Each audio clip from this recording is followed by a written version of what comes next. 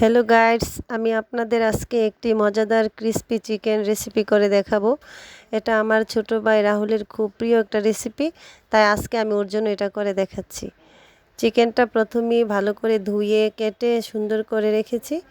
এখন এটাকে ম্যারিনেট করার জন্য আমি সবগুলো মশলা আগে রেডি করে নিয়েছি।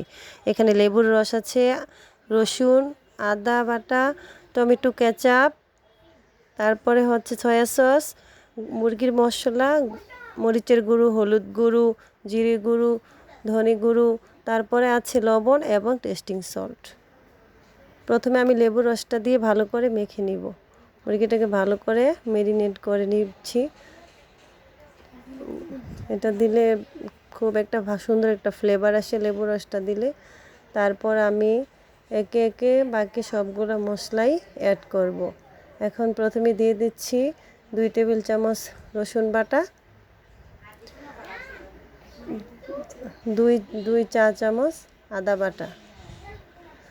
বাটা এবং রসুন বাটাটা দেওয়ার পর আমি একটু মশলাটাকে এটার মধ্যে একটু ভালো করে ম্যারিনেট করব। একটু ভালো করে ম্যারিনেট হওয়ার পর বাকি মশলাগুলো একে একে অ্যাড করে দিব। ফার্স্টে দিয়ে দিচ্ছি মরিচের গুঁড়ো, তারপর দিব হলুদ গুঁড়ো, তারপর দিব আমি ধনে গুঁড়ো, তারপর জিরে গুঁড়োটা দিব, তারপর দিয়ে দিচ্ছি লবণ এবং পরিমাণ মতো টেস্টিং সল্ট দিলে খুব মজা, একটু আলাদা মজা আসে। তারপর আমি টমেটো কেচাপটা দিয়ে দিচ্ছি। টমেটো কেচাপটা দিলে মাংসটা খুব আলাদা টেস্ট আসে। তারপর দিয়ে দিচ্ছি সয়া সস দিয়ে দিব 2 চা চামচ পরিমাণ। আপনারা চাইলে আর একটু বেশি পরিমাণও দিতে পারেন। তারপর দিয়ে দিচ্ছি মুরগির মশলাটা, 2 চামচ মুরগির মশলা। তারপর দিব মুরগির মশলাটা দেওয়া হয়ে গেলে আমি সয়া সসটা মিক্সড করে নিব।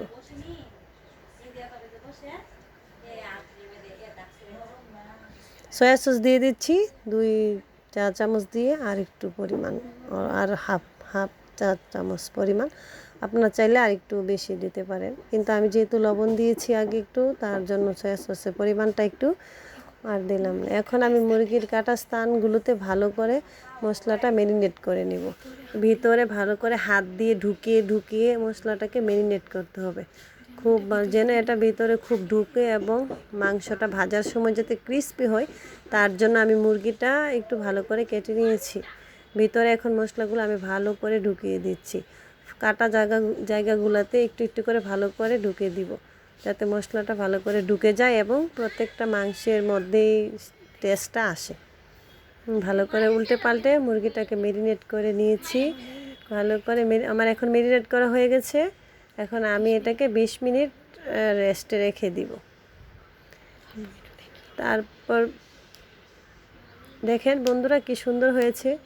এখন আমি এটাকে ঢেকে রেখে দিচ্ছি 20 মিনিটের জন্য।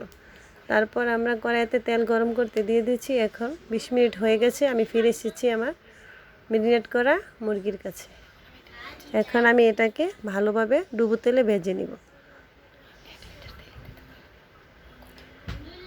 আমি মুরগিটাকে ভেজে নেওয়ার জন্য 1 লিটার পরিমাণ তেল দিয়েছি। আপনারা চাইলে আরও বেশি করে দিতে পারেন, যার মুরগির ওজন অনুযায়ী। আমার মুরগিটা ছিল 2 কেজির উপরে, তার জন্য আমি 1 লিটার পরিমাণ সয়াবিন তেল নিয়েছি। তেলটা ভালো করে গরম হয়ে যায়, আমি আবার লাস্ট টাচিংয়ের জন্য একটু ভালো করে ম্যারিনেট করে এখন তেলের মধ্যে গরম তেলে মুরগিটা ছেড়ে দিচ্ছি। এখন আমি মিডিয়াম হিটে মুরগিটাকে ভেজে নিব। দেখেন বন্ধুরা, আমার মুরগির কালারটা কত সুন্দর এসেছে। ম্যারিনেট করার পর ভাজার পর আরও অনেক সুন্দর কালার আসবে। মুরগিটাকে আমি ভালো করে উল্টে পাল্টে ভেজে নিব। অনেকক্ষণ সময় নিয়ে ভাজবো, যাতে মুরগির ভিতরে পুরোটা অংশ ভাজা হয়। এখন দেখেন মুরগিটা উল্টে দিয়েছি, কত সুন্দর একটা কালার চলে এসেছে। একটা খুব সুন্দর স্মেল আসছে, আমার তো খুব ভালো লাগছে। এখানে দেখেন মুরগির অর্ধেকটা অংশ এখন আমি মুরগিটাকে উল্টে দিয়েছি। উল্টে পাল্টে ভালোভাবে লাল লাল করে মুরগিটাকে আমি ভেজে নেব, যাতে মুরগির প্রত্যেকটা অংশই ক্রিস্পি হয় এবং ভিতর দিয়ে সিদ্ধ হয়ে যায়, খেতে যেন খুবই টেস্ট হয়। আমার তো খেতে খুবই ভালো লাগে এটা, আমার ভাইয়েরও খুব প্রিয়, তাই ও দেশের বাইরে চলে যাবে, আমি তার জন্য এই রেসিপিটা আজকে করেছি। দেখেন বন্ধুরা, আমার মুরগিটা ভাজা হয়ে গেছে সম্পূর্ণ।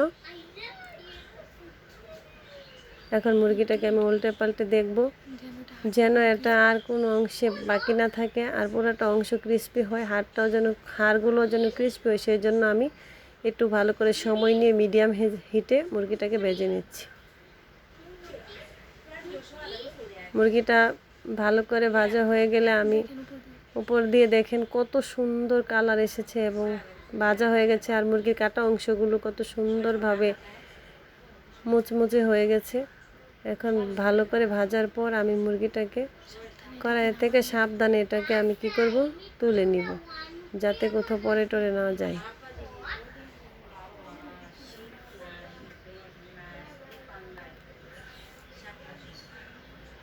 মুরগিটাকে আমি এখন তুলে নিচ্ছি বন্ধুরা। দেখেন কত সুন্দর কালার এসেছে এবং কত মুচমুচে হয়েছে।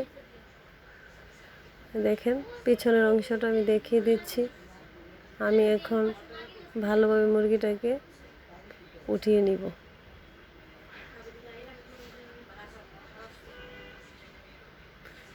এখন আমি মুরগিটাকে তুলে ডিশের মধ্যে একটা সার্ভিং ট্রেতে রাখবো। এখন এটাকে আমি পরিবেশন করব সুন্দর করে।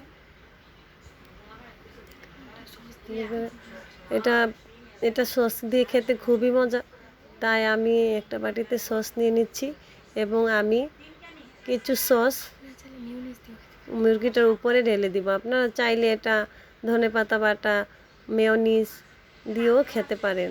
ঘরে তৈরি করা যে কোনো সস দিয়ে খেতে এটা খুবই ভালো লাগবে, শসা টমেটো দিলেও ভালো লাগবে। আমার এটা খুবই ক্রিস্পি এবং মুচমুচে হয়েছে, দেখতেই পাচ্ছেন।